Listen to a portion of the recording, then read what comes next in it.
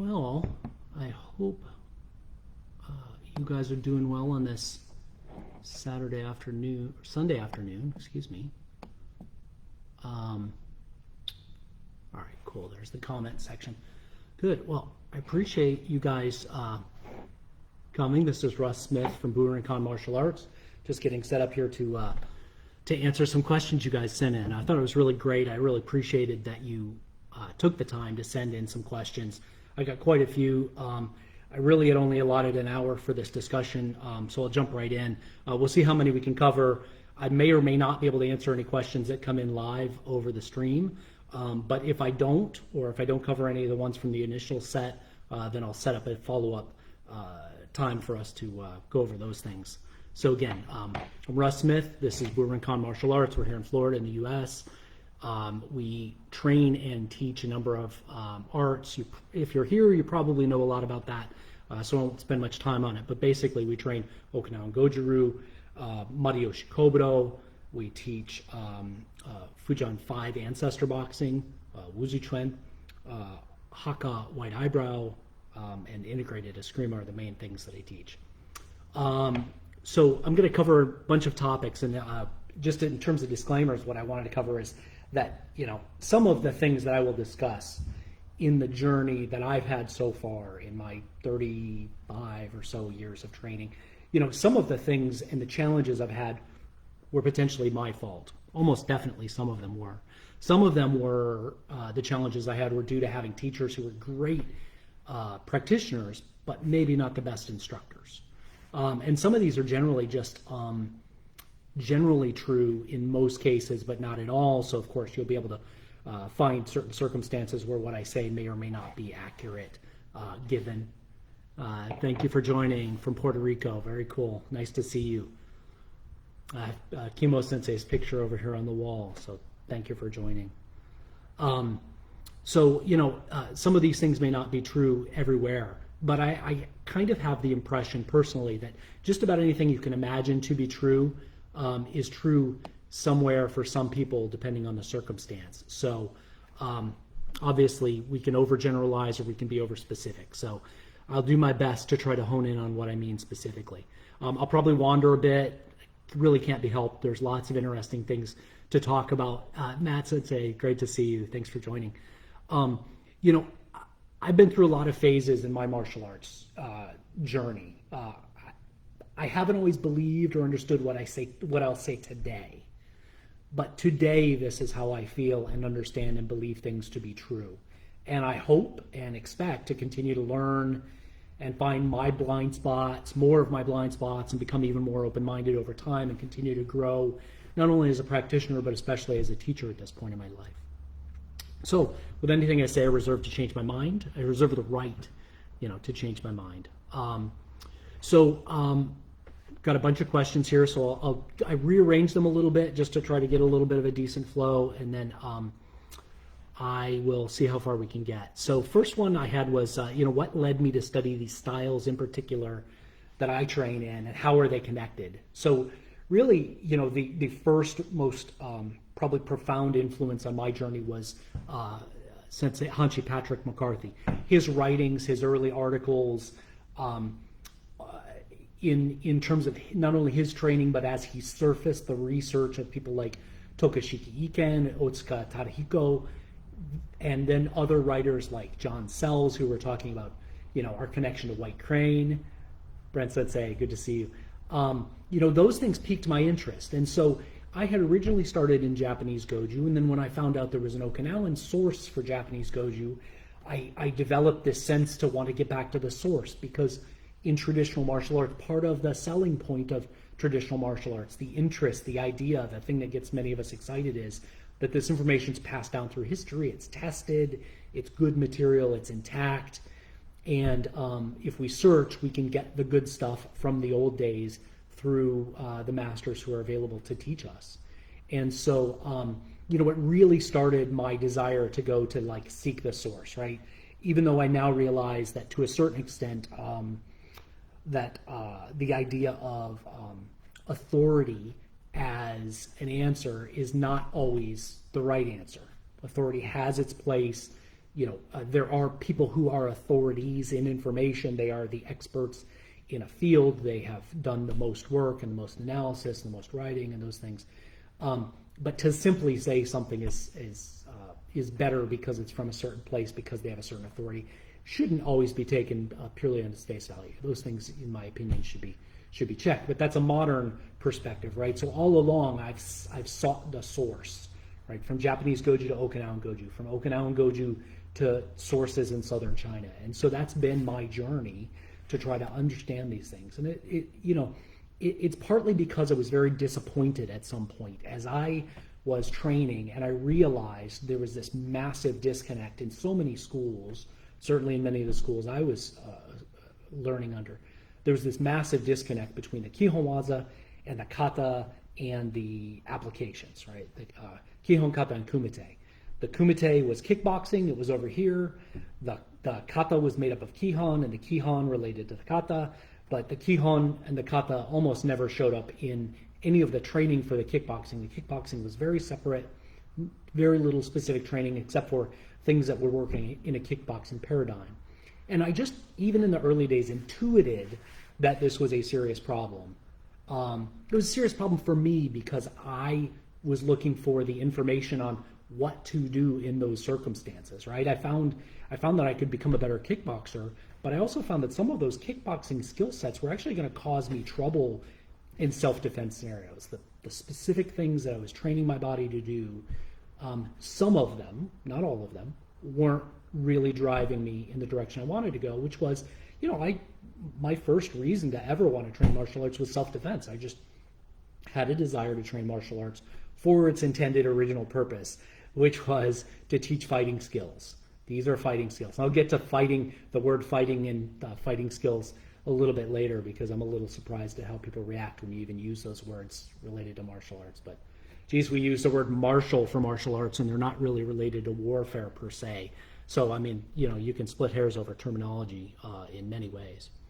So anyhow, what led me to seek out these styles was the writings of people like Patrick McCarthy and the research done by Iken Tokushiki and Otsuka Tadahiko. And so I also went through the Hakutsuru phase, looking for Hakutsuru kata. I learned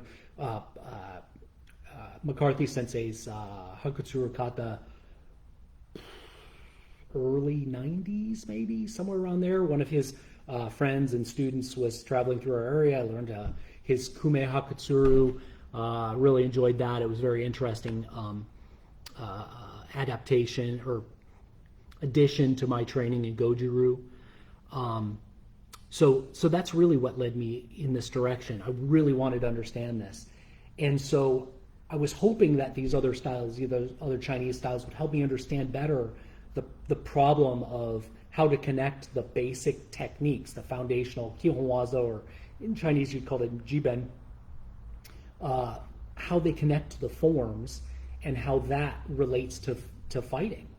And so I didn't feel like I had great answers. So I went through a lot of phases of my learning. So, that bunkai infatuation, the Hakutsuru infatuation, and then the bunkai infatuation, where I and so many other people were out trying to figure out all these ways of, what's the bunkai for picking your nose? Well, if I grab his head and turn it this way and I poke up this way, then that's the bunkai. If that pokes his eye out. And there was just all this weird stuff that I and other people were doing that I could see didn't really relate to Goju. It fell outside of the core of the way Goju moved, and the assumptions that I could see in the movement style and structure of Goju.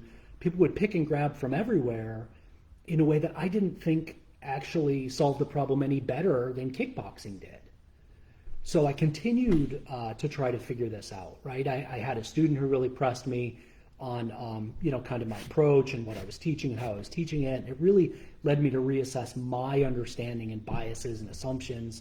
And so I started looking for answers in any prearranged kumite I could find out of Okinawa.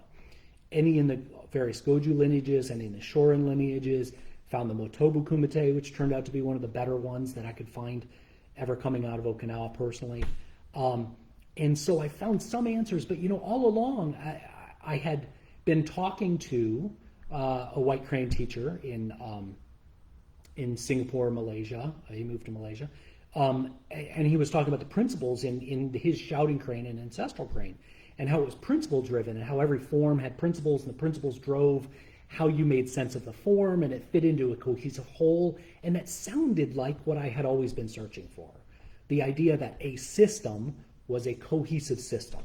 You had fundamental movements, you had fighting principles, you had skill development related to fighting, and you had forms which were a reminder of those things and provided examples and combinations. It sounded like a great circumstance. It sounded like the idea of what I had always envisioned a style would be.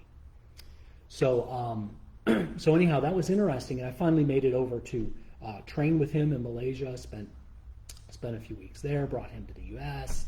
For like a month. Did training, and I found it very enlightening. And then right after that, I met Sifu Mark Wiley, who trains in 5 ancestor boxing as well as integrated Eskrima. And one of the things I found really, really interesting about Mark Wiley's integrated Eskrima, I trained Eskrima since I first stepped foot in the Philippines in 87, 86, somewhere around there. And but I trained little bits of lots of people's systems of Filipino martial arts. And I met Guru Mark Wiley, and his integrated Eskrima was so different than everything else I trained. It was the principles were available, and the best teaching was pulled up front. Now, when I was trying to make sense of, well, let me back up a step. As I was also teaching, I was having challenges figuring out the difference between, well, I had a really good sense of what basic was. I've been doing basic for a long time. I had some sense of what advanced was, even though I may have been wrong or I may have been incomplete in my understanding. I had some sense of what the goal was. The goal was to defend yourself and counter control very quickly, right? What I noticed was when I watched the masters like Wei Shiba of Aikido and other people, what I noticed was when they did their demos, when they were really showing the goods, they almost never did the stuff they were teaching other people. And what they were doing was very simple from a certain perspective. It was very quick, it was very precise, but there were things driving it that weren't really being taught to other people. And what I noticed when I started training with Mark Wiley in integrated Eskrima was those good things that taught you the right answer were available immediately in the training. Now, couple that with lots of other things like training in German sword fighting and some of the Lichtenauer material with a friend of mine who was teaching. Their sense and methodology for talking about timing, and the fact that you had a singular weapon, not 2 arms to try to understand how to make this work, but a singular weapon to provide both defense and counterattack, made a sense of timing and an understanding of kind of defense and counter control. The Lin Sil Dai Dar, defense and attack are connected, and Kobuichi, defense and attack is one, right? These are the core, most important concepts in Chinese and Japanese martial arts. And in German sword fighting, it actually makes it very, very clear how that works. So anyhow, my training in integrated Eskrima and in shouting crane and ancestral crane really helped me understand the value of a principle-driven model. Now, those arts weren't Goju, so I had to try to understand the similarities and differences and the overlap and what was generally true. And I started going back with the goggles or the glasses. I had a new pair of glasses. I would run around and look at everything I had in my bookshelves. I mean, I've got a huge martial arts library I've been developing for many years, and thousands of videos, huge video collection, looking at everything, trying to understand what I could see, and finding very little spoken of in terms of application principles and application tactics. Very little has been written about that. So I found some of that in the writings in these styles, certainly in White Crane, 5 ancestor boxing, integrated Eskrima, German longsword. These arts had various aspects of these things, and what I could see through this cross-training, and I'll get more to cross-training later, was that there were some through lines there, to use one of my teacher's words. There were common principles expressed with different words, with different flowery language or technical language, depending on the style. But those things, if you squint and do the analysis in an appropriate way, you could figure these things out. And my vocation is in analytics and developing systems, typically through software, but often business systems of various sorts. And so through decomposition and recomposition, I could determine kind of what the building blocks were, and going to first principles, deriving first principles. If you look up this concept, it's very, very helpful. Deriving first principles from all these systems, I was able to kind of discern things that made sense. And even in how I said earlier, some of these problems were my own problems, maybe being a poor student or maybe not listening at the right time, not being an auditory learner. I now recognize many of the things that I was told before, or can better understand or better apply the things my other teachers taught me. But I can just, through the process of evolution and learning and growing up and maturing and studying, I could better understand the things my teachers did pass along to me, even though there were still gaps in many of those curricula. So, that really is, we're still on question one essentially, but that's what led me to study these styles in particular, and part of what my journey is, or has been, is a quest to try to understand the source and make sense of what the fighting tactics really are. You could see in some of Matobu's writings, he actually wrote a little bit about some of the fighting principles and demonstrated more in his 12 kumite waza. But there was some good material in there, actually much better than you'll see in, I think, most kumiwaza in Okinawa, in my opinion. I'm sure I'll gain hate for some of the ways I say things, and, well, it can't be helped. I can't put caveats around everything. We'd be here for 24 hours.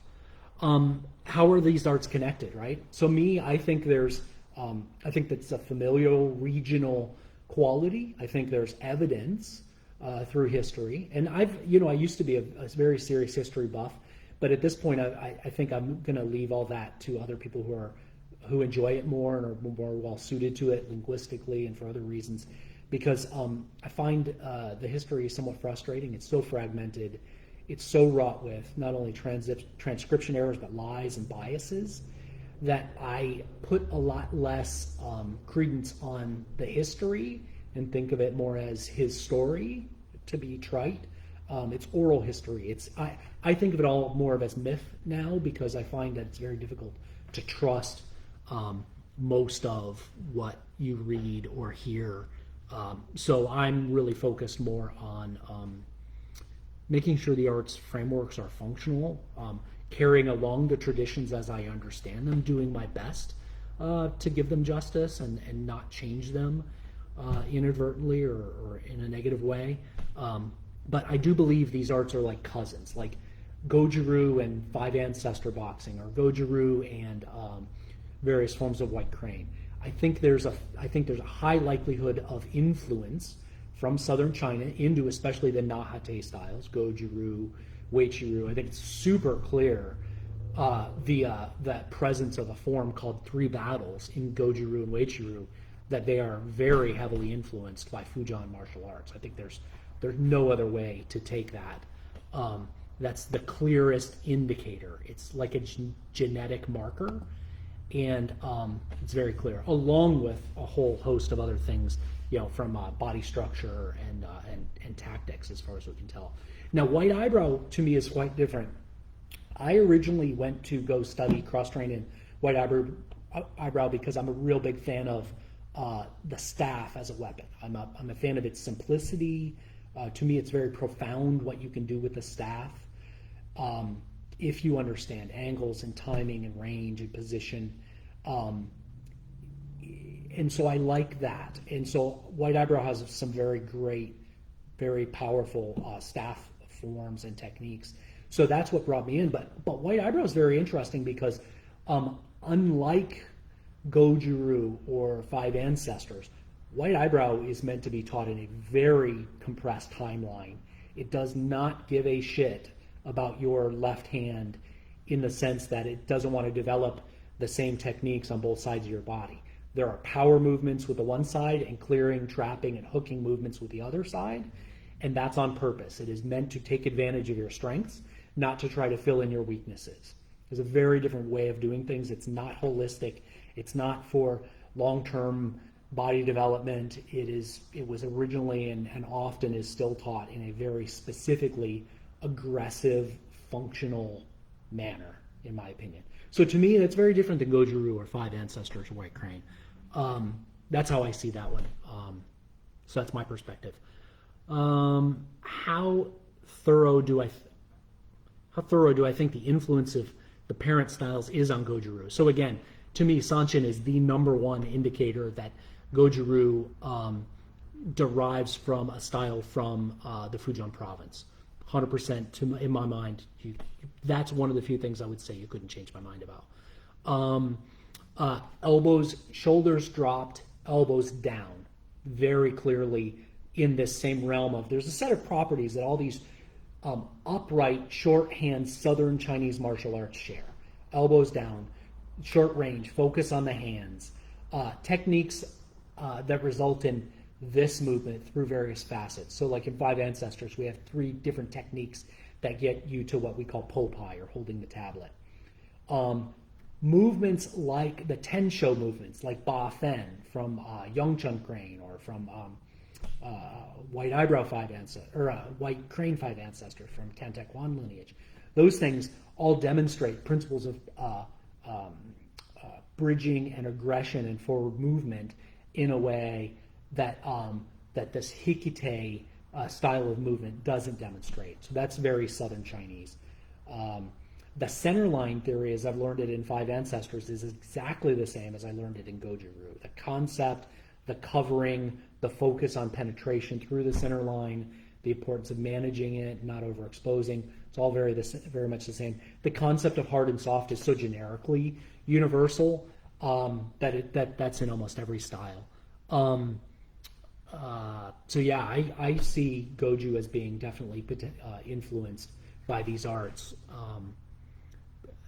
The way I learned Goju-ryu, with the expressions of power in the various ways in the kata, is nearly identical to all of the different ways that I've learned to express Fujian in Chinese martial arts. Different directions, different ways of talking about it, but Goju-ryu well prepared me for training in White Crane and Five Ancestors and White Eyebrow because of its ability to develop explosive power and good movement and soft movement and hard movement and the blending of those things. So to me, there's very little difference in the body management and the power development and force management, receiving and expressing.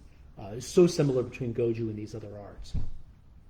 What's very different is Goju-ryu has so little writing from a couple generations ago, 2, 3, 4 generations ago. Very little came down from Miyagi. Basically nothing from Kenra Higashiona. There's just so much more written about the theory, the postural theory, the energy management theory, the strategy and tactics of usage in the Southern Chinese martial arts than there is in Okinawan karate. There's more modern stuff written in Japanese now. A lot of it hasn't been translated to English, I'm sure. What's available in English is very, very scant. But as of a couple years ago, I would say you would be hard-pressed to find a karate, maybe more than a couple years ago. Things have been moving very fast lately, so this has been very good. But as of, let's say 4 or 5 years ago, you'd be hard-pressed to find a karate person who could express a fighting principle other than something like fight from the outside flank, use flanking to fight. Very, very hard to find anybody who could express a principle in much more depth than that. And so that's changed rapidly. I know our book has been a part of that. There's other great people out there who are doing great work on, so-called functional or practical karate. So I think I'm very happy to see where things are progressing in terms of people's desire to pressure test the material and spend less time simply polishing your kata in groups and spend more time taking advantage of people who are on the floor with you to develop fighting skills. So I'm very happy to see that. Do I think many things were lost in translation? What would be some examples? So one thing I don't hear out of Okinawa is a very core fundamental principle of Southern Chinese martial arts, and that is sink, swallow, spit, and float. You cannot throw a dart and not hit a bullseye in Fujian martial arts without hitting those words or that phrase. Hard soft is everywhere, in every style, even northern styles, as far as I can tell. But or it's called Tai Chi, like a grand polarity, or other things, or yin yang. But sink, swallow, spit, and float are something I'm a bit surprised that terminology hasn't made it down, at least through Goju-ryu, and I haven't heard it expressed in Wei-chi-ryu. There's modern things that might be, people might be pulling them in nowadays. And I even see some interesting things nowadays where some people in China are grabbing things from Japan to rebrand and relabel it and say that it was always in China. And so there's reverse influences that are hard to detect and discern and suss out. There's so many reasons. There's so little written and so little translated. There's a few good books. I'll talk more about those books in a little bit that I highly recommend you get the English translations if you're looking for that. This idea of a singular bunkai, or the search for the holy grail, the one true bunkai for a specific kata technique, that I just don't see that elsewhere. That seems to be somewhat uniquely Okinawan or Japanese, and the idea that most of your training time should be polishing a kata is not something I see in Chinese martial arts the way that I see it in Okinawan and Japanese martial arts. So that's a thing I feel like might be lost in translation a little bit. In some Chinese martial arts, the forms are primarily for power generation and coordination, not about applications. This is true in a number of Chinese martial arts. So the idea of trying to say that the kata is always about the application embedded in it as a shorthand notes for that is not universally true, and I think it's important. You can only know that if you get outside of your box. You cannot be in Goju your whole life and get a good sense of that, or in any particular style. I do think it's helpful to just look outside, understand how people use different elements of training. How do people use warm-ups? How do people use hand-to-hand drills? How do people use stance work to develop things? Like, it's important to look around, I think. Or, if you're lucky, you have a good teacher and he'll help you with a lot of that. But still, I've had to cross-train to get this. I do hope my students have to do less cross-training given what I've put the work in, right? My goal has always been, since I've cared about being a teacher, my goal as a teacher has always been to be able to give students the ability to not spend the thousands of dollars and the time and the energy I've had to spend to reconstitute and develop good curricula. I hope to help them shortcut that process. I know people will complain about the idea that, well, maybe you're spoon feeding them so they won't appreciate it. I take the role of teacher very seriously. I actually think a teacher has to actively teach. So I will not take the onus of that off myself or any particular teacher.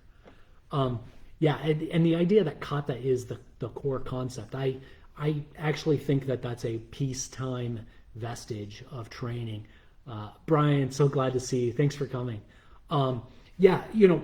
Kata is important. That is a time capsule of the tradition. I actually think it's very important. I don't think you should throw away or change the kata. I do think you have to.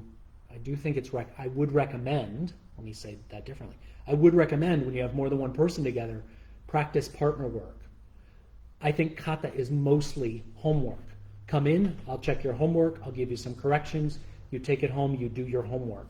I don't want to waste class time endlessly polishing kata.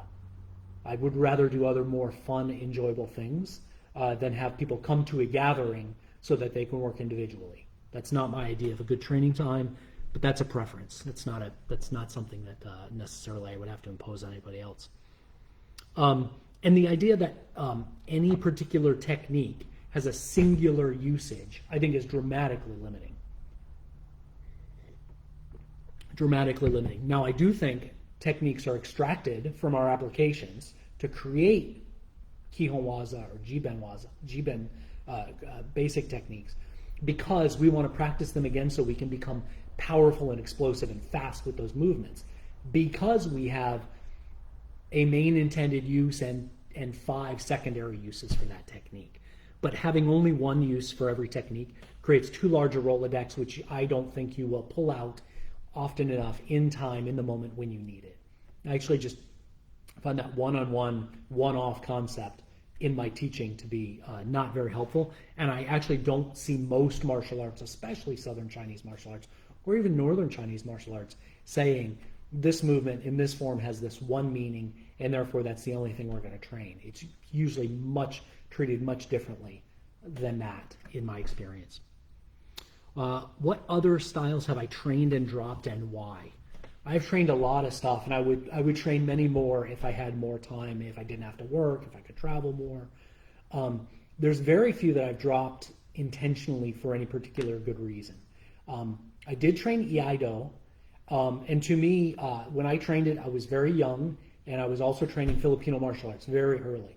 Filipino martial arts is very exciting. Right away, you're hitting, you're making a lot of noise, there's a lot of excitement, a lot of reps. In the Iaido, there was a draw and a cut and chiburi and kneeling techniques, and about 95% of the training time was giving people shitty looks. And I know I'll draw some hate for this kind of stuff.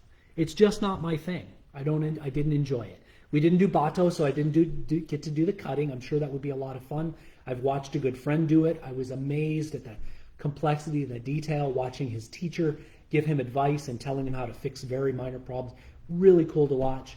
I did not enjoy it. It was not a lot of fun.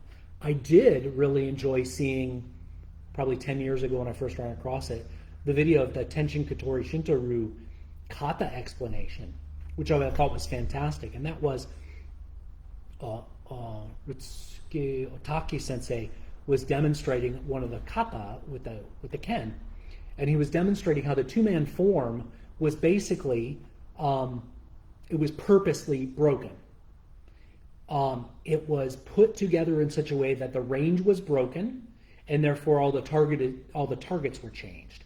And when they re-evaluated the kata, the two-man kata, what they showed was that when the range changed, the possibilities for the targets all changed, and therefore the movements all had very different meanings. I thought that was really fantastic, and I've actually found that in other places, and it's been super valuable to me.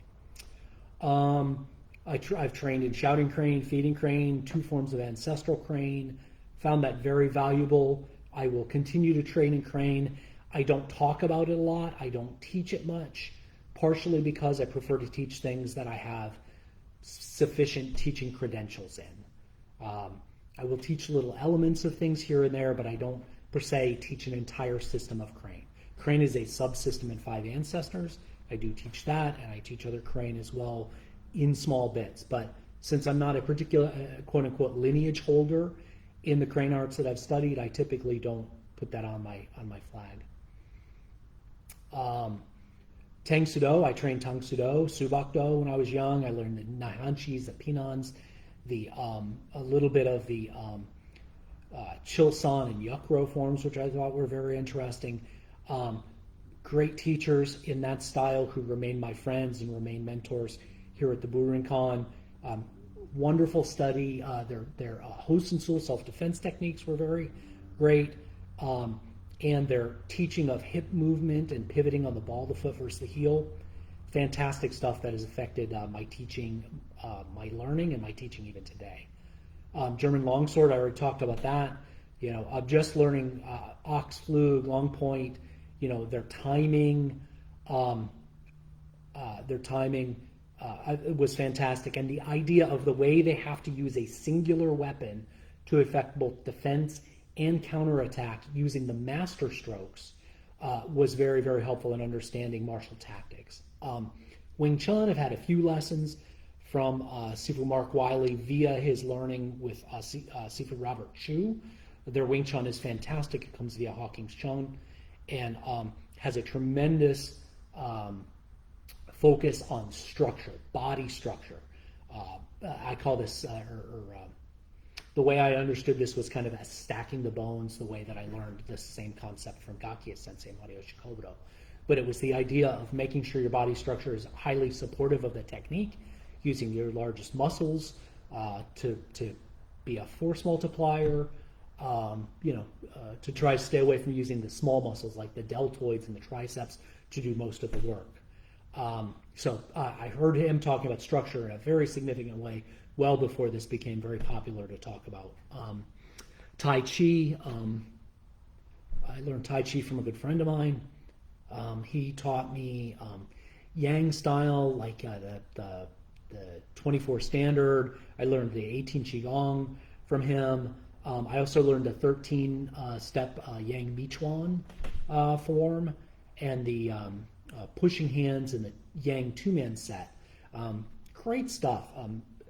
The training was fantastic. My big takeaways from that were ways to unify the body, ways to understand how the arm doesn't need to move so far. If the torso only moves a little, the arm doesn't have to move that far. It's a very interesting thing about what we can see there and what we can affect in our bodies to not be so extreme in our movements and to be strong in that. So that's definitely a big part of my teaching. Some Southern Mantis, some Hakka Mantis, I've learned from both Alex Doe, who's my senior in White Eyebrow, and from Sifu Dale Dugas, who thankfully lives near here. And he teaches under, names are escaping me, under Roger Haygood. So I really enjoy Hakka Mantis. The soft flow, the movements are very similar to other arts, but the flow is great. The two-man sets are very nice. The three-stage power development is an excellent way of developing short power, so I think that's really cool. A little bit of dragon style. I've trained a couple other lineages of Five Ancestor as well, the Qigong Tong lineage, and one of my good friends and students is quite a ways up as a Sifu in the Kantek Wan lineage. I would do all of these things if I could, if I had time. I certainly can't teach everything. I can't take on the responsibility of becoming an instructor for everything. My plate's already heavily loaded, and I feel responsibilities to my teachers to pass on the things they've given to me. So, my focus is partially on me nowadays, and I've reached an age where, I'm understanding things that people have told me for a long time, and that, part of that is I have to be more concerned about my health and wellness and about passing along and preparing the next generation. So that's a big focus of mine, right? So my focus isn't just on my own training. It's also on doing what I can to help these arts grow and pass along. And I'll talk more about kind of what I see about the future of the traditional arts in a moment. So I had a question, as the Chinese arts include weapons and Japanese arts often separate them with an empty hand, what are the pros and cons do I see in each teaching format? Doing them integrated versus teaching them as a separate art. Personally, I think it makes sense to teach both. I think every Goju student should learn Marioshi Kobudo or some Kobudo. I found it very, very helpful in how I can teach the student overall body mechanics and power development, and how they can feel the effects of different kinds of power dynamic, because the longer weapon creates an exaggeration effect that's really helpful for both teacher and student. It's like putting a microscope or a magnifying glass on a student. I found it very helpful. I think everybody should learn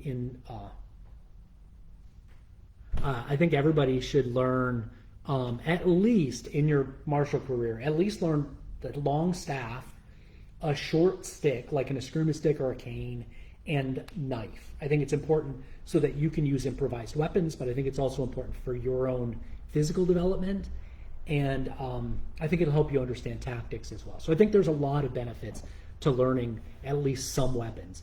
And like Yu Da Yao said in the Sword Classic, if you learn the staff, you can essentially learn any other weapon. If you can become good at that, you can become proficient at just about any other thing. So I've always been a big fan of the staff, but that's because I grew up when Donatello was my favorite Teenage Mutant Ninja Turtle. So, but I've got new reasons for liking the staff the best. So in the background, you'll see all kinds of staffs, and that's part of the reason why I've studied some of the things I have. Now, some of you who know me and have been watching the channel for a while, I'm really adamant about don't just add weapons to your forms. I absolutely cringe and puke in my mouth a little bit when I see somebody take a pinan kata or a gekisai kata and put a tonfa or a sai in their hands. There are great teachers of Kobudo in Okinawa. There are great teachers of Kobudo here in the U.S. I highly recommend going to them, or go to like my teacher of integrated eskrima and learn weapons. But weapons while there may be 80% overlap in the Venn diagram between empty hand tactics and weapons tactics, the 20% that's different will get you absolutely killed if you ever had to use a weapon in your life and you thought you could use your pinan and your gekisai to solve that problem. I can tell instantly when somebody uses a sai if they've ever had their teacher swing a staff at them. Instantly. I was, knock on wood, I was super lucky that my teachers have always, no matter which Kobudo weapon I was using, they were swinging a staff at me with intent, in range, with a target. It changes what you do. It helps it become more real. It helps it make sense. It helps you hold the weapon more correctly. It helps you block more correctly. I'm a huge fan of, don't try to figure out everything on your own. Take advantage of the lessons learned by other people. Go to an expert, learn a thing, and there, once you have what you've learned, go through the Shu-ha-ri. Oh, you can't see it. Go through the Shu-ha-ri process, right? But start with Shu. Work through Ha and work through the separation process, right? To the true learning. So, yeah, I believe there's a lot of benefit. And also, when you have a singular weapon, again, I think it seems to, in my experience, give students and teachers a better understanding of the most important parts of what we do in martial arts, which is, or in terms of strategy and tactics, which relate to timing and the application of both defense and counter control at the same time. So if you look around when people talk in the old books and the old manuals about the strategies of the art, in the Chinese arts, they will always say, Lin Sil Dai Dar, to connect the defense and the attack. Or in Okinawa they'll say Kobui Tai, defense and attack as one. When you only have a singular weapon, when you take the other arm out of the fight, it will help you see it more clearly and better understand it, because there's tremendous amount of waste in a lot of training where there are gaps, so much so that one of our principles, which you wish you wouldn't have to say, but we add it on, is to fill the gap, fill the dead timing, fill the dead space. So again, having a singular weapon helps you understand that better, in my opinion. So I've got some questions about cross-training. So some comments with some questions sprinkled in. We all know cross-training in other arts has benefits. Each art has different ways of achieving the same outcome. In this case, defending oneself. Do I see more aesthetics in some arts compared to others? For instance, between Haka, Kung Fu, and Goju. And I would say I don't see it as aesthetic. There's very little that I think is in the forms for aesthetic purposes. I do think there are aesthetics involved, because, so for instance, in Goju we have kakyuke. So kake means to hang or hook, right? We have kakyuke, which you might express like this, or like this, or like this, or maybe more like this, depending on your teacher or your particular branch of Goju.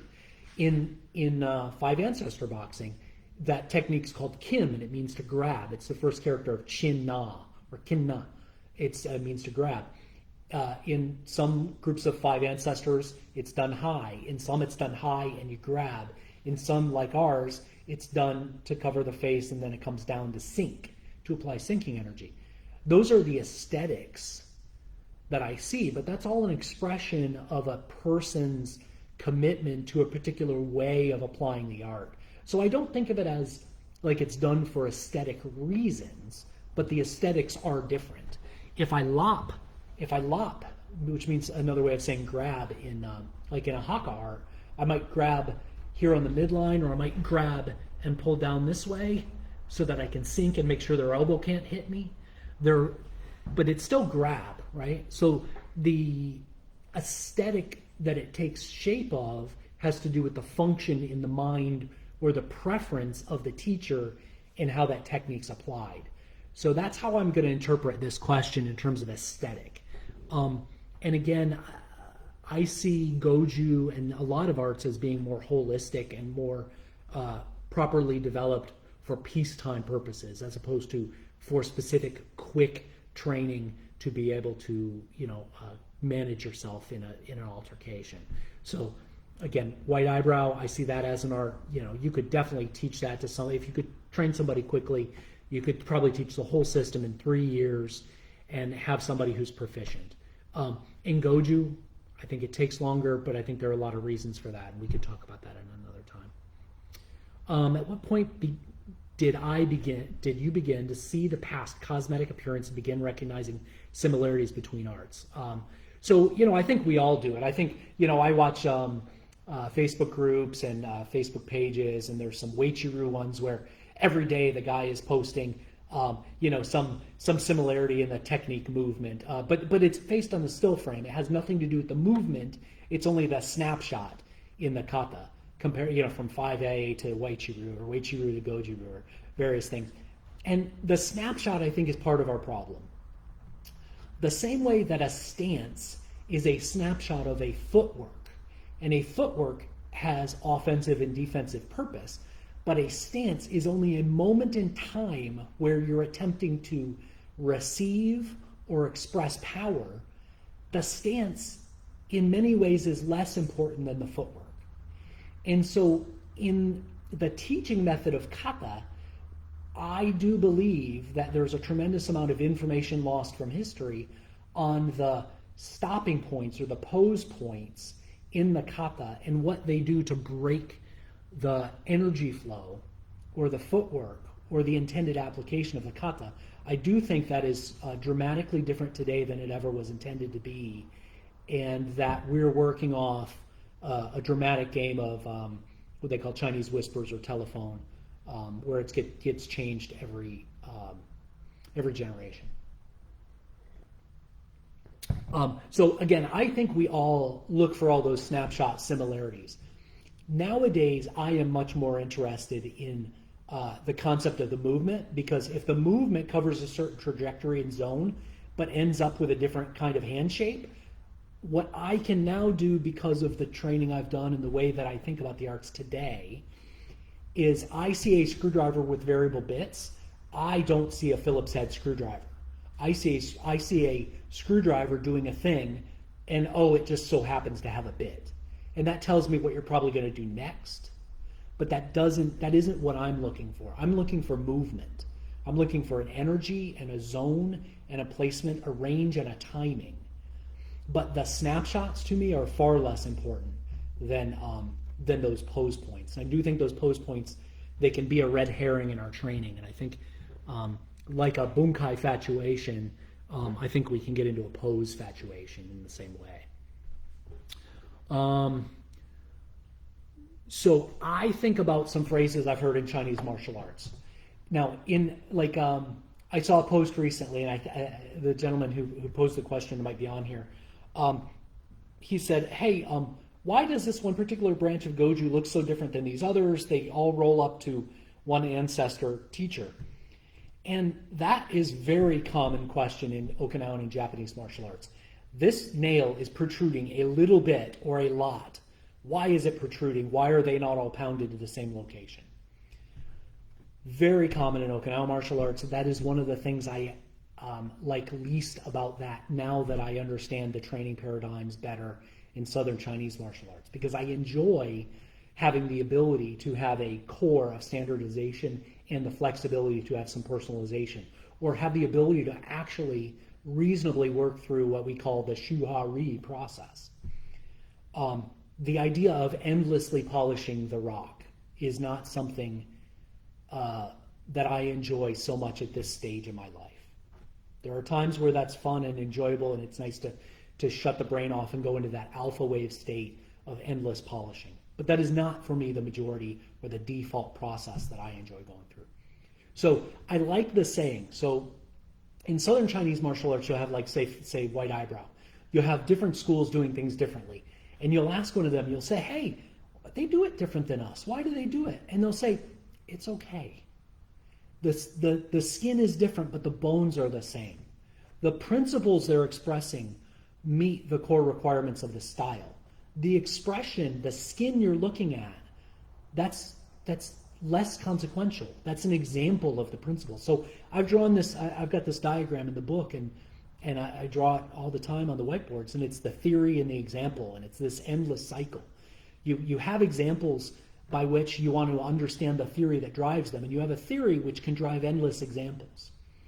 And so to me, there's more value in understanding the core concepts so that I can understand that the examples are examples that make sense given the context that those examples live in.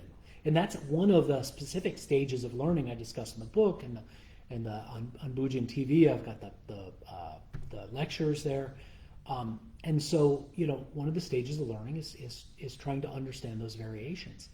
And so I think when you have the principles, it's important to have the core of the principles and the beginning examples and the examples that are in the kata, but you have to, during the course of ha and ri in the Shu-ha-ri process, be able to develop your own examples. It's going from an individual math problem to a word problem to getting a job as an accountant. It is similar to that process, right? And so we talk about learning your alphabet, learning grammar, and then learning to write prose, and then eventually studying English lit or that kind of thing.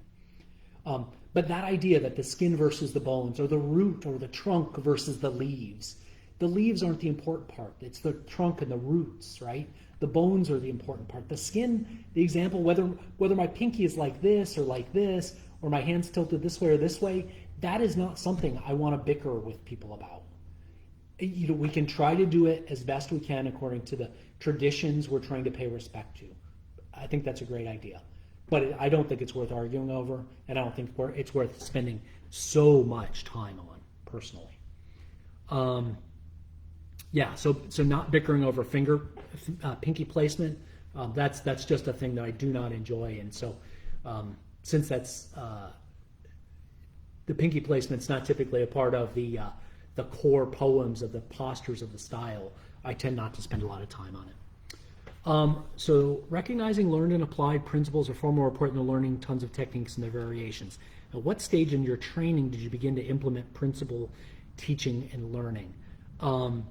So there was a phase in my training where I started teaching, and I would realize things were missing, and I discussed more. I sought out what the principles were in White Crane and Five Ancestors and these other arts, Eskrima, German sword fighting, all these other things, and trying to understand how that applied to Okinawan karate, studying all of the Okinawa kumiwaza that I could find in any format, doing things like that, and then trying to make sense that I was consistent as a teacher. And part of what this was the revelation was that part of this is content, that's the art, and part of this is the delivery method, which is the teaching, and being able to separate that. So I'll talk more about that in a few minutes. But I knew I had concerns. I wanted to fill the gaps in my teaching.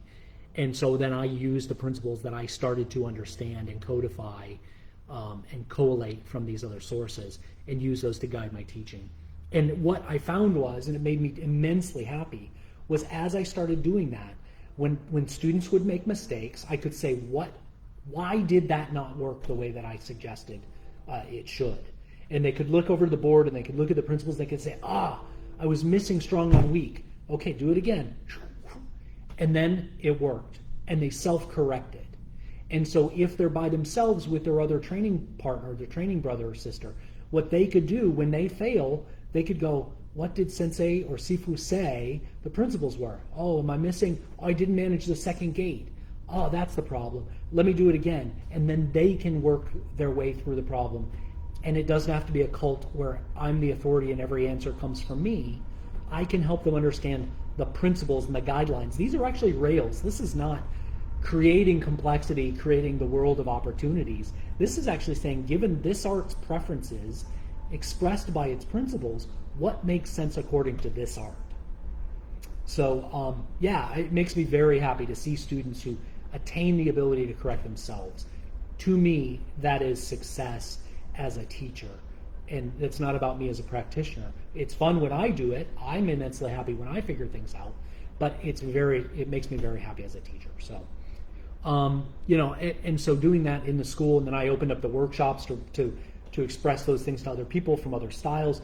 Almost all teachers have come. Almost all people with 10, 20, 30, 40, 50 years of training have come to the workshops, tested the ideas, tested the frameworks, given lots of feedback. It's been overwhelmingly positive. And then, of course, ultimately the book was released, and now some other things, other courses and such. Years in, did it start when I began cross-training in other arts? It actually started when I started on the forums with who eventually became my white crane instructor, that I knew about these principles, and I knew that was a way to guide the teaching and make sure the bunkai didn't go everywhere. It went to places indicated by the principles that made sense were involved in the style. So again, I don't think it creates complexity. Hanshi McCarthy, thanks for stopping by. Obviously, as I mentioned earlier, Hanshi McCarthy's been a big influence on our thoughts here. So yeah, probably about 15 years into my training did I really start to allow myself to cross-train without guilt. I had always trained Eskrima a little bit in various ways, in various venues. I trained Goju and then Kobudo, and so those three things were what I trained for a long time. But maybe about 15 years in was when I started really cross-training other things. White crane, five ancestors. So the question goes on to say, I'm trying to figure out if cross-training is a catalyst to learn principles, or years in training, or a combination of both. There's my circumstance, and then there's the situation that I want to be different for my students. So here's the thing. What I do not want is for my students, some of which may be on this live feed still, what I don't want for them to do is have to do everything I did. What I want to do is give them the tools to be where I am today after 35 odd years of training. I want to get them there in 5 or 10 if I can, because I want them to be able to surpass me so quickly that I want them to be able to help all the other people who are doing good work in the martial arts carry this stuff forward, so it doesn't get lost in this argument between, Krav Maga and MMA and Brazilian Jiu-Jitsu. We don't need to lose these things because of misperceptions. If we're losing students because of bad teaching, we can fix that. If we have branding problems, we could potentially fix that. But what I don't want to have to do, what I'm trying to do, and I had to be forced to do this, honestly, not forced, but coerced. I was originally planning on just keeping this stuff in the school. I was going to write the school manuals. My students were going to get this. But I really was pressured by one of my students to do a better job than prior generations did. The stuff I learn, I should write it down, I should teach it, I should make sure it doesn't get lost or misinterpreted and passed down to next generations. So that's why I wrote the book. That's why I'm having this discussion. That's why I do the workshops. It's because I actually do want to be a part of the solution, like Hanshi McCarthy is, like other people are, who are doing good things to make sure karate has useful fighting skill development in it, along with all the other goodness that it brings. But I also want people I have the same kinds of things. I didn't talk about this before. There are certainly people in the side of Kung Fu where they come up in schools that's all forms driven, and there are not a lot of applications, and there might be principles, but the students are never given the tools to unlock the utility of the principles with the techniques that are in the forms. That is true in Chinese martial arts. So I have students come to me in Chinese martial arts who have the same problems, the Venn diagram problem where Kihon, Kata, and Kumite don't overlap. That does happen in Chinese martial arts as well. So it just depends on which style and which teacher you're talking about.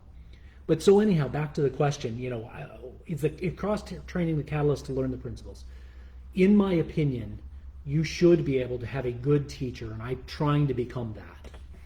A good teacher who can teach you enough, who won't be able to teach you everything, but will be able to teach you enough that you don't need to go train 6 styles. Maybe you train 2 styles, a stand-up style and a a ground-based grappling style like Brazilian Jiu-Jitsu.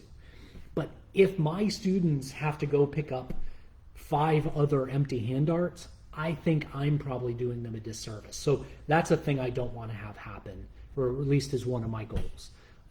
So cross-training was important for me to help figure this out, to do the analysis, to do the decomposition, the distilling theories to first principles. That is stuff I had to do. But my goal has been to genericize that in a way, to document it in a way that people can understand it, both from a karate perspective and a kung fu perspective, so that they can make good sense of it.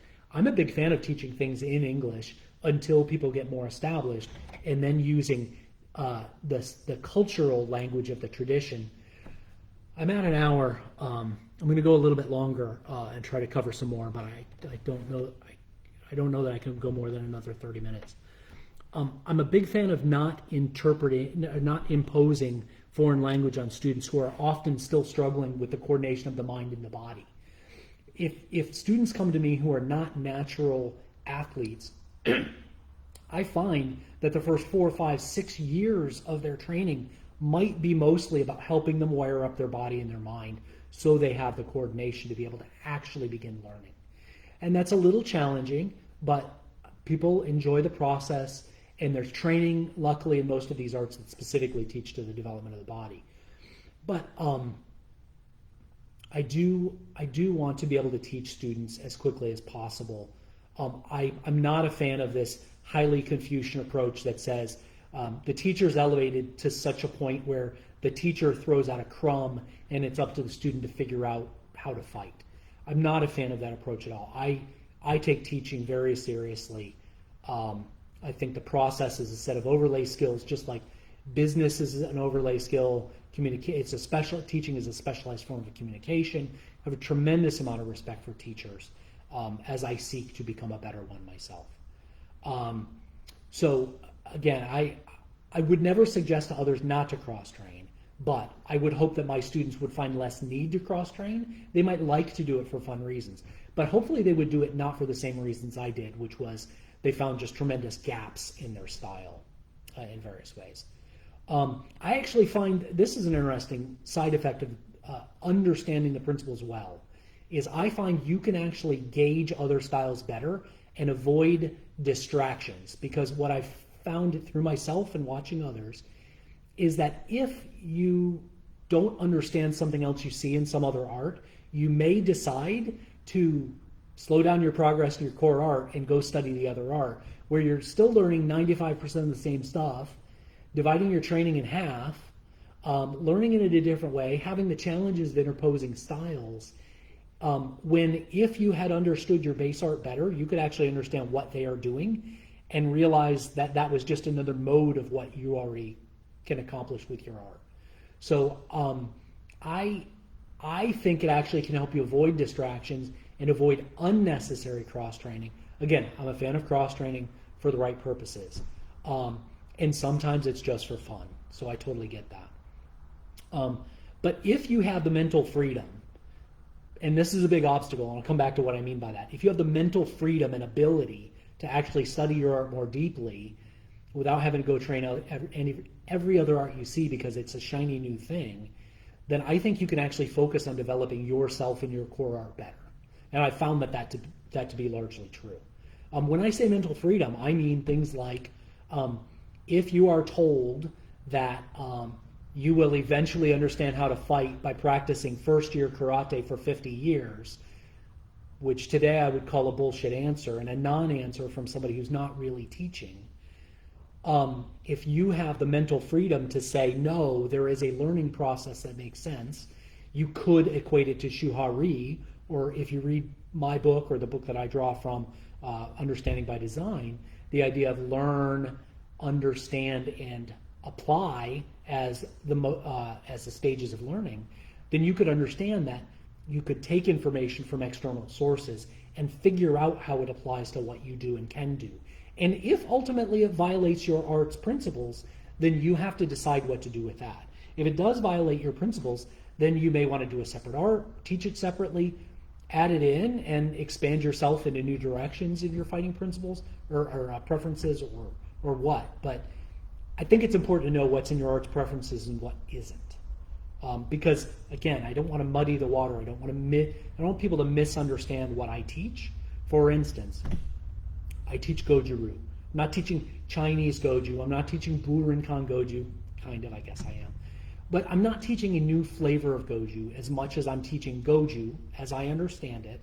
But I'm teaching it how I teach it.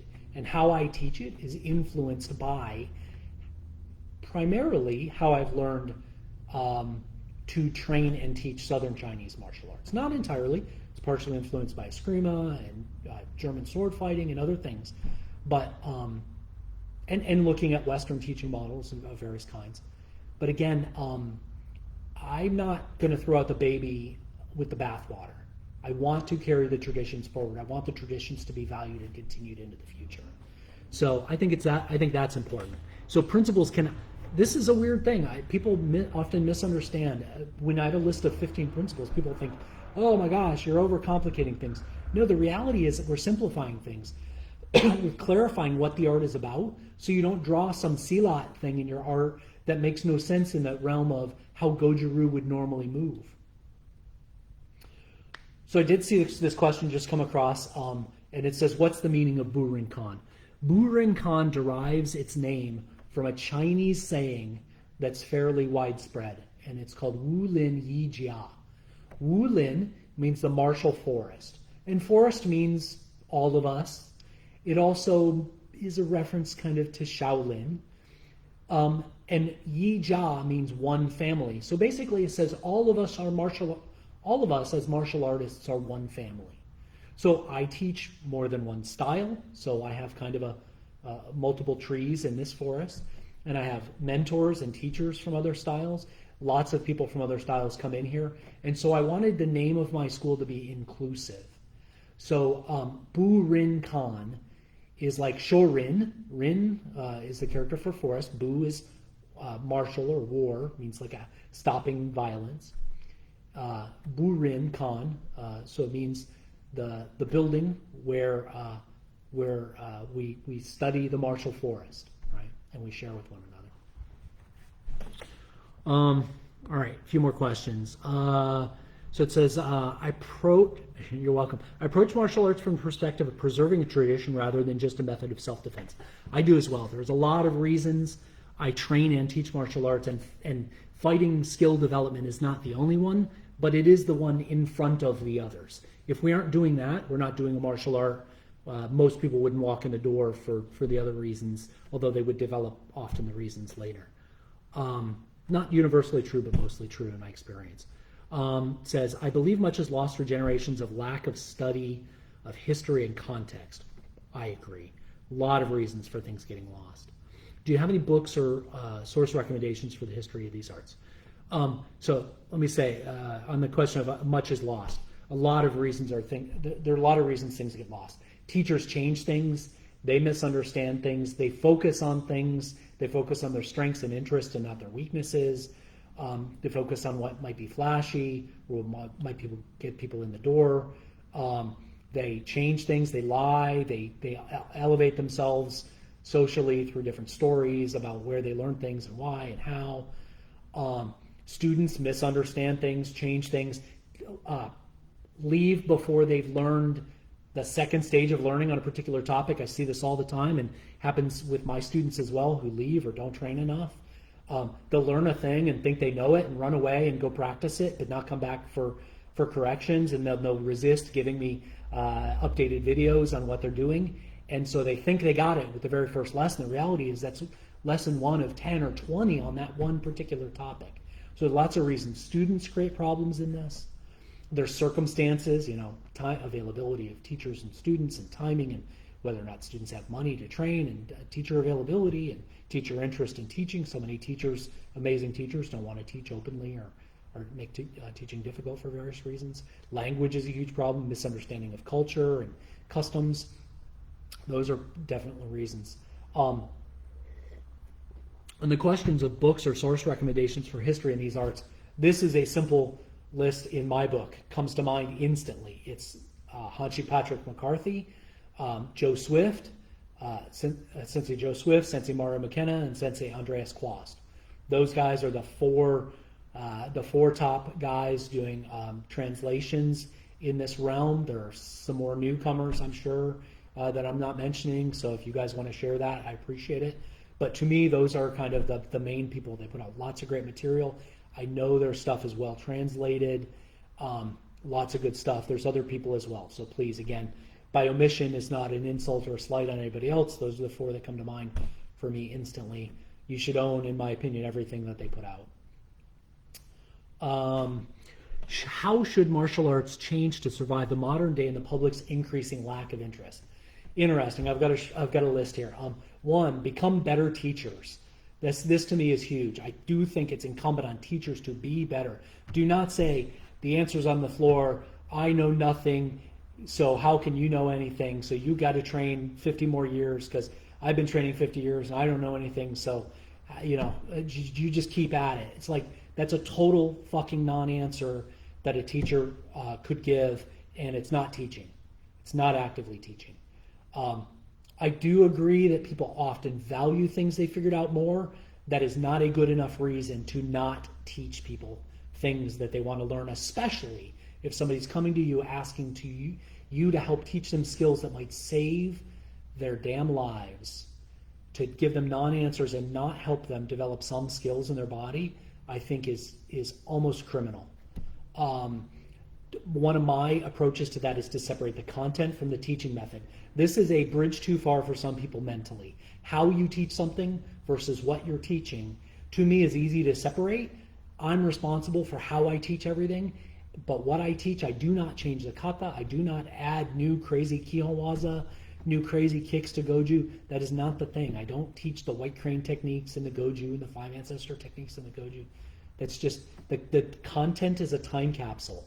The delivery method is me attempting to teach the best way that I can teach for the students' needs and interests at the time.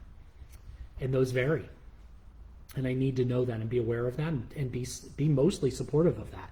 Now, I can't be all things to all people, and I need to be clear about that too. Be honest about our strengths and weaknesses. Don't try to be all things to all people. I'm not going to try to teach people Brazilian Jiu-Jitsu. That's not my realm of expertise. I will absolutely point somebody to a friend or another school to learn things that I cannot and will not teach. Be really clear about curriculum. I am somewhat at fault here. I know I have some students who are dying to know the details of how do I get to this sash and how to become a teacher and how do I get into the lineage, and I have not made that clear to everybody, and I still need to work with some of my teachers to clarify that. But I would say it's important to remember, people do not expect when they come into martial arts. Here's the thing. So many of us on this call have been in this way too long to think rationally about it. We can't think like somebody who's starting fresh. It just, in almost no case, can happen. People do not come into my school expecting that I'm going to make them study here for 40 years to get the whole curriculum. They do not expect that. Nobody expects to go to college their whole life. Some people like college so they become teachers so that they can stay in college and teach. But people do not expect to come here and not have a clear answer on what it is, what it means, what attainment of skill can be tested on. We need clear curriculum. We need clear communication, expectation management. We need clear skill development processes to help people feel comfortable about what they're doing here. I think it's important that we focus on skills over memorization. Memorization is an early and important step of things we do, but again, my goal is to not test everybody's memory. My goal is to test a little bit of memory, but mostly people's ability to do things when receiving pressure, when receiving incoming attacks, when being grabbed in a certain way. Those are things I want people to learn, along with other things. But again, memorization is not the primary goal. A knowledge that some of the karate training we've been given or that we see out there is simply bad. It's out of range. It has bad and false assumptions about timing. Time and time again, on the daily, I can see people training and doing kumiwaza, doing fighting techniques 100% out of range. And there's no reason to reach out and block an attack that would have never hit you, unless your goal is to create a bridge to kick them or create a bridge to follow in and stick to them and follow in the wake of their attack. But there just is no reason for so much of what I see in terms of timing and range and other very simple things that could be solved. We have to suss that out. We have to be better about that and be honest about that and gently call each other out on it. Gently, nicely. Let's be nice. Like, there is so much vitriol out there. I see it on my Facebook page and groups. It's horrible. Just like, people are insane right now in terms of lacking the ability to have a good discussion. We should support one another in traditional martial arts if we want these things to survive into the future. I think we also need to make exceptions for those that like martial arts for different reasons. Again, yes, I think most people who have not trained martial arts before, when they come to a school, they want something for self-defense. I think we have to not teach bad fighting skills or no fighting skills because we're only teaching kata. But I do think it's important because so many people love martial arts for so many different reasons. The culture, the history, the language, the physical exercise, the socialization, the having fun things to do with people, the contact, the sweat, the camaraderie, the ability to endure something difficult. There are many, many reasons to love martial arts. And I think while not trying to be the answer to every person's problem, I think you need to, unless you're trying to run a very large commercial enterprise, which I'm not, but I think to the best you can, you need to support varying ideas about what people like about martial arts. I think that's important. And for instance, one of the things that I think you have to, as a teacher and as somebody who wants to carry something forward, from a sociological aspect and a psychological aspect, you need to pay attention to people and the psychology of what people are doing and why. And what I find is too much structure chafes people. Too much freedom feels chaotic. I find that people like a good balance of structure and freedom. And I think it's important to support that even at beginning levels of training. And this is one of the wonderful things that I learned in my White Crane instruction, or in my learning, was the idea that the teacher, like for instance, a White Crane class might be, the teacher talks for a few minutes about a principle. This is the principle, pass 3 gates to enter the castle or whatever. I need to pass the 3 gates. Here's an example. Here's a drill. Here's a variation.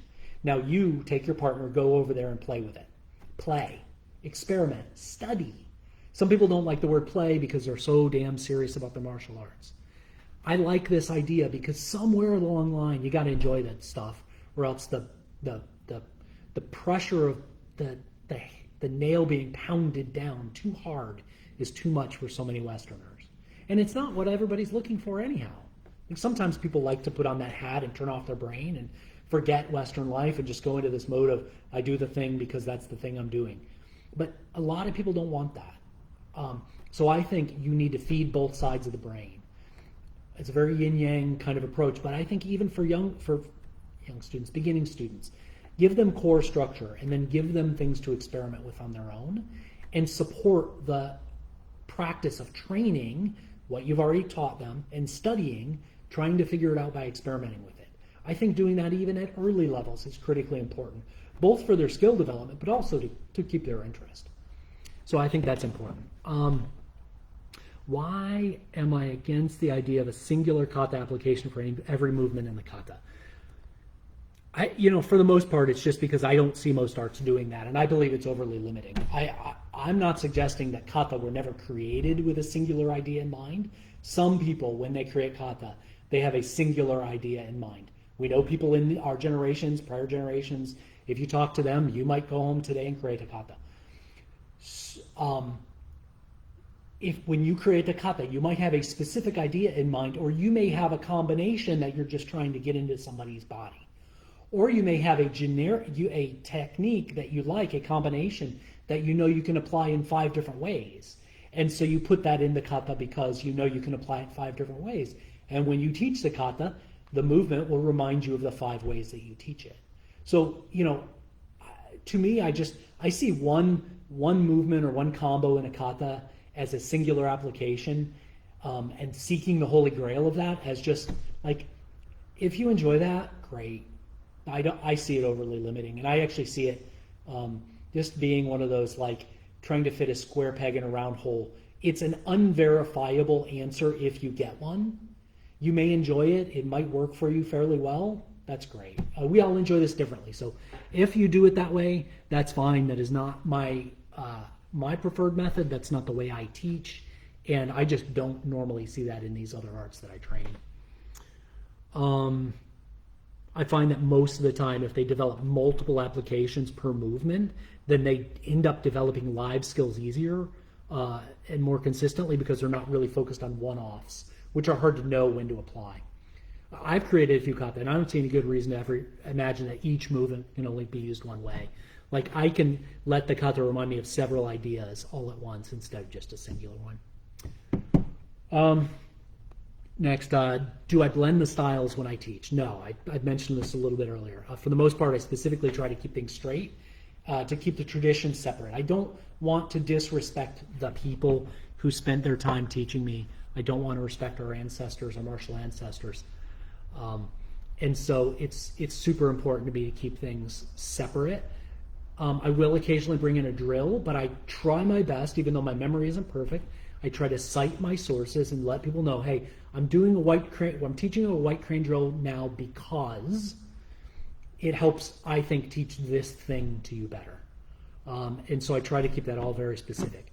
I have genericized, for lack of a better term, the bridging material that I teach. A lot of the receiving and the bridging and the defensive movements, I've brought that into a singular, somewhat generic curriculum that I teach as level 1 and level 2 bridging courses.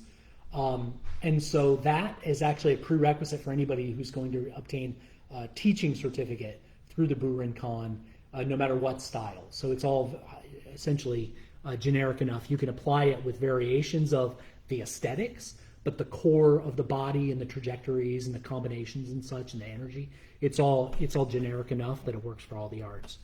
So that's stuff that you teach in addition to somebody else's or to an additional curriculum. So for instance, in Goju, in place of Kihon Uke Waza, like basic blocking practice, Sandangi or Kiso Kumite, I would teach, or I do teach, the level 1 bridging course for those first, like, say, 3 Q levels. So they get all that training at that point for the level 1 course. What's the most negative feedback I've gotten about the book or the things that I post? One that my karate is too Chinese. That's one. Some people don't like that, but it's typically people who aren't in Goju or Uechi-ryu, because according to oral tradition, I mean, we have a more recent influence of Southern Chinese martial arts than, say, something like Shorin-ryu. So, Chinese, I teach Goju from a Chinese perspective.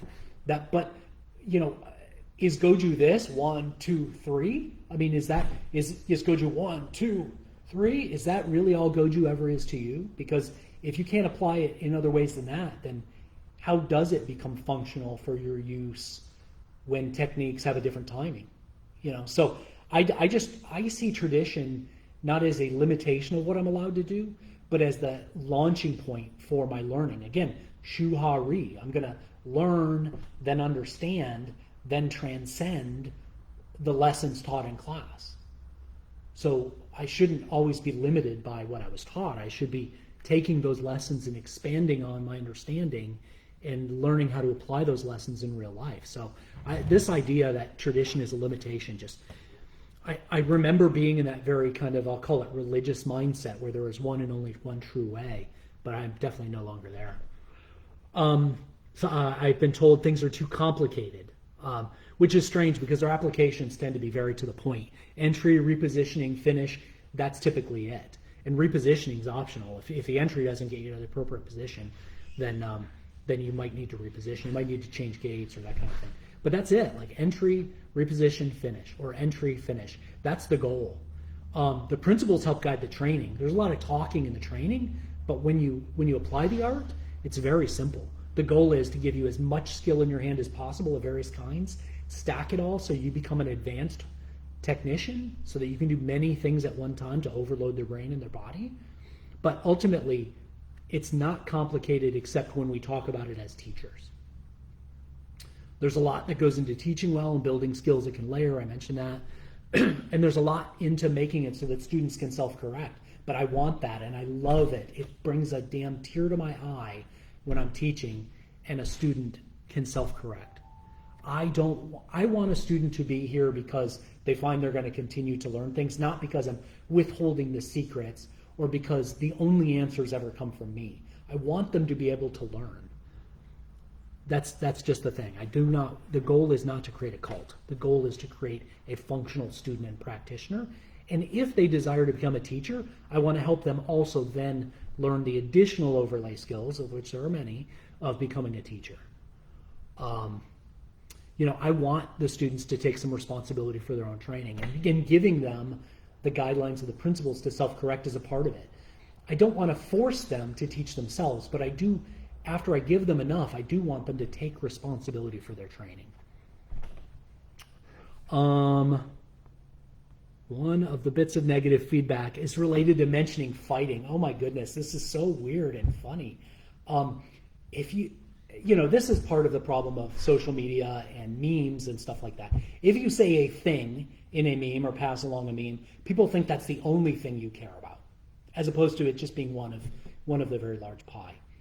Again, these are martial arts. This is not yoga. This is not running. This is not buying a Peloton and biking every day. This is not chess club. This is martial art. There needs to be, in my opinion, a core of functional literacy in managing receiving force and performing elements of counter control on someone who's aggressive. If that's not the primary goal, I understand that it may not be everybody's primary goal. I don't think it should be the fifth or sixth or last goal over, let's say, polishing a kata. These are my preferences. Your preferences may vary, but I think it's very funny when people get weirded out by using the word fighting, as if saying the word fighting means being a ruffian, being a thug, being, somebody who's going to go out and do bad things. I'm not a fan of any of those things. I teach for self-defense purposes. I think about self-defense. Street fighting, ring fighting, 10 different kinds of labels for all those fighting. This one's different than that. Ultimately, receiving force and delivering counter control is what I'm talking about. I get that martial arts is many things to many people.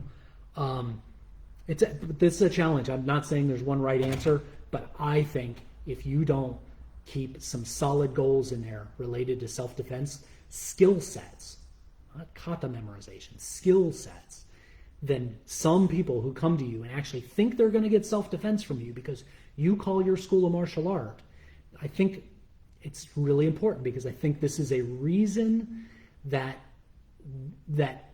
traditional martial arts are in decline. No, the world is a safer place, depending, you may or may not believe it depending on which news sources you read, but if you look overall, the world is a safer place than it's ever been. Still, if you're going to call yourself a martial art, I think you need to be prepared to meet the needs of people who come to you, most of them of which may not say it, but they're expecting to learn some self-defense related skills.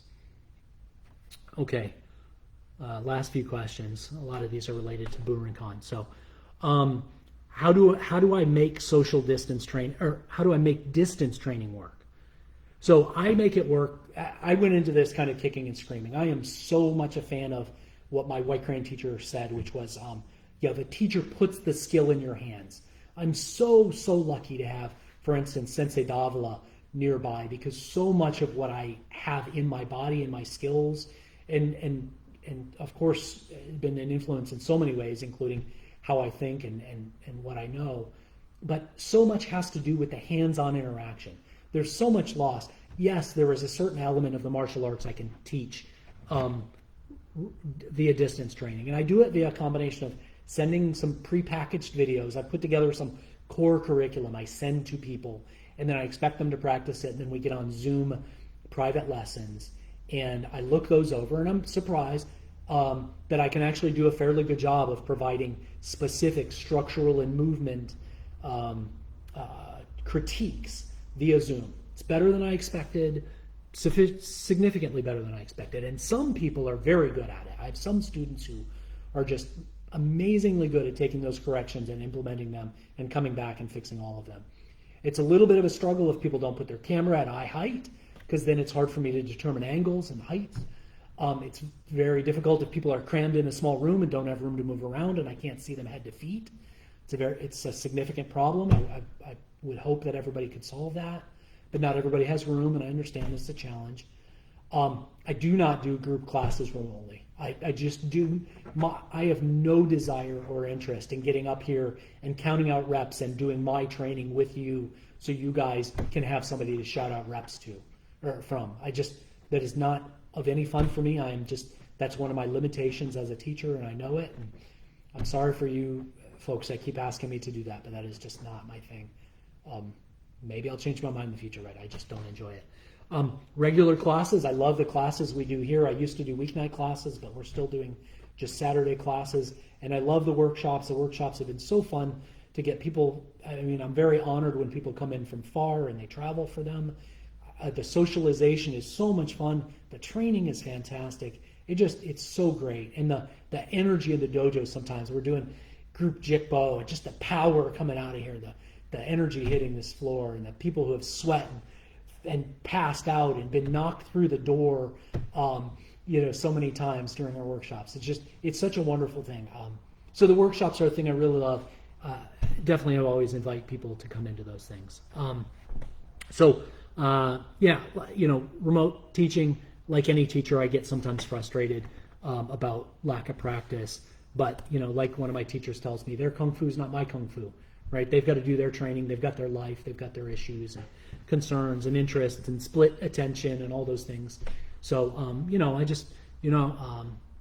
my students, I'm very happy to have them, and I really appreciate them being here, and I really get a lot of satisfaction out of seeing them grow. So, however I can take it, I want to be a part of their lives. Do I offer individualized training via Zoom, Facebook Live, etc.? And if so, what's the pricing per hour, a month, session, etc.? I do private Zoom lessons. I definitely do that. My private lesson rate, I keep getting told it's too low, but I charge $60 an hour for private lessons, either hands-on or via Zoom, payable via PayPal.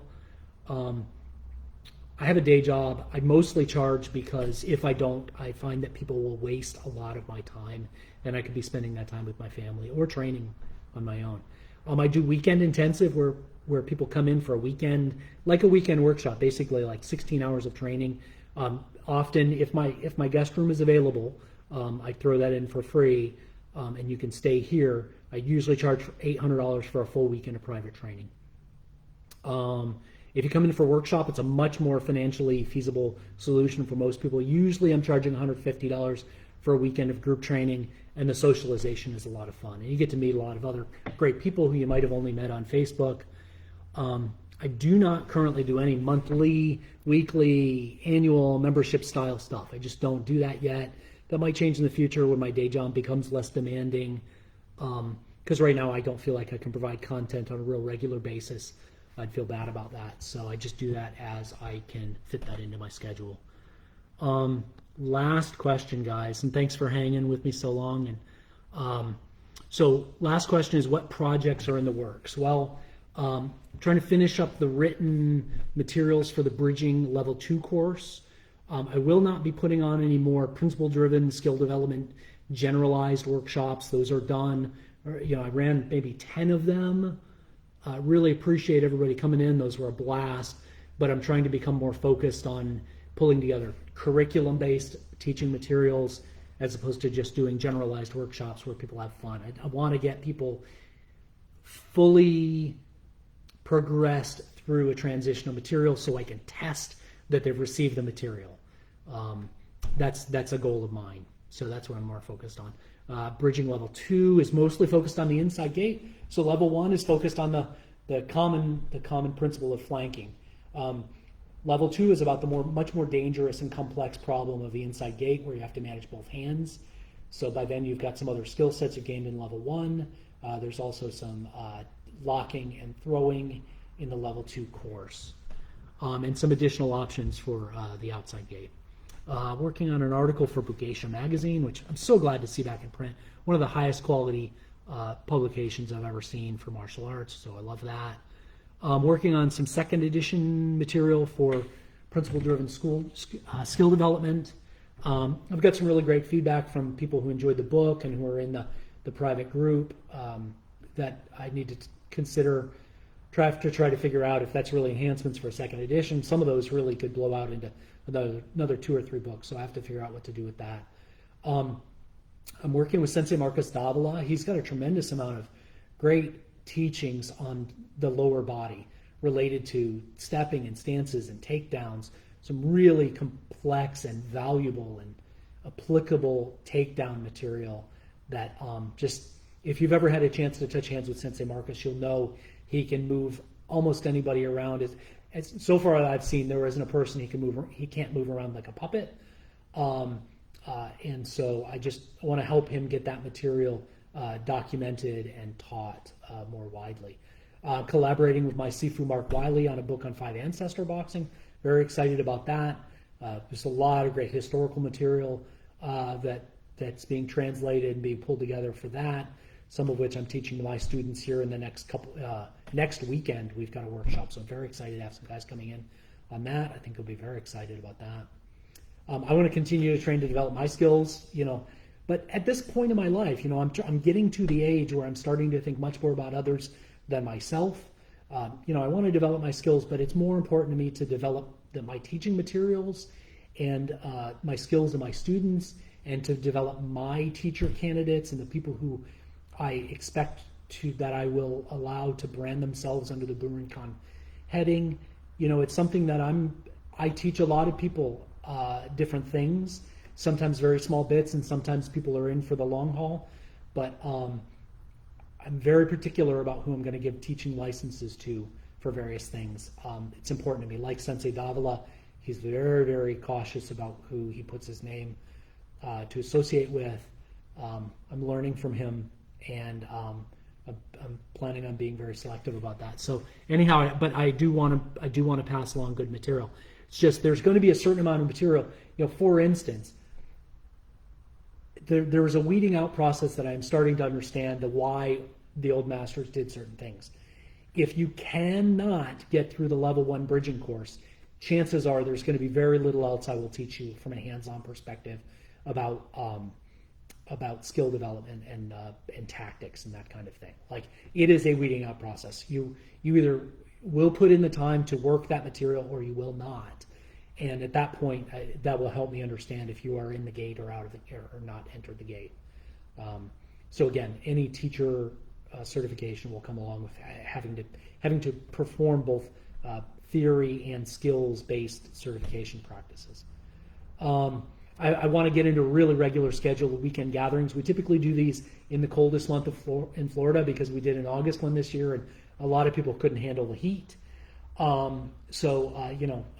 Anywhere from November through about March will be most of our workshops, and I want to just continue to do regular Goju, White Eyebrow, and 5 Ancestor Fist workshops in those time frames, so that people can come when they can come. I want to have more workshops than people can get to. That way they can pick the ones they can manage, because I know it takes a lot to get here. And then basically put aside more time for weekend for student lessons and weekend intensives. So those are my goals for 2022. I really appreciate you guys coming. Let me take a quick look through the questions, see if there's anything I can answer right away. I appreciate everybody who sent in the questions already that I spoke to. Jesus, thanks so much. It's nice to know other people from other brothers under Sensei Kimo Wall. He meant a lot to me, and I learned a lot from him. So a lot of respect to him. Matt, Brent, so nice to see you guys here. Brian Gibson, great to see you here as well. Jesus, the different, Filipino martial arts versus Kobudo. Filipino martial arts, I think, to me, has more live skill development than Kobudo. My Kobudo has a lot more power, body, and structure development and skill development in it, although we have 2-man sets. the two-man sets can be treated a lot more like I mentioned the Katori Shinto-ryu stuff. The sets are long and continuous. You should be able to know how and be able to stop those long two-man sets at any moment's notice so that they stop with better application of your principles.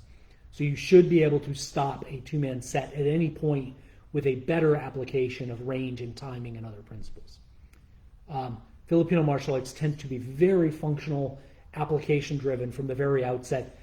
Kata were added on to some lines of Filipino martial arts, so they never normally had a lot of kata in the way of skill development. It was almost always solo practice and very quickly two-man drill-based practices, so they have an advantage there.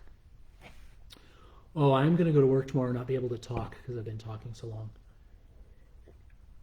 So Jorge, I see somebody answered your question. Yes, it was Otaki-sensei and Katori Shinto-ryu.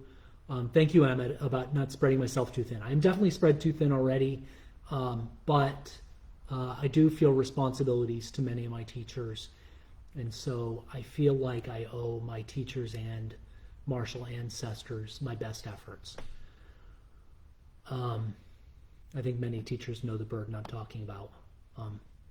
Hunter McCarthy, thank you so much for saying that. That was very kind of you, and I definitely wish you all the best and health and good luck. And I know you're doing great work out there, and I see wonderful things happening with your group. I answered the question about the Burinkan. Cam, great to see you. Thanks for joining. Yeah, you know what? I do love what I do, and teaching is difficult, and it is a whole set of overlay skills. And I do wish more martial instructors put the effort into becoming better teachers. And I do hope they do, and I do hope that our work at the Burinkan assists with that. I've gotten lots of good feedback that we are. Sensei Davila, thank you so much for dropping in. You mean the world to me. You're one of my closest friends and teachers, and really appreciate you. Thank you. Yeah, perception, preference, ability, and intent.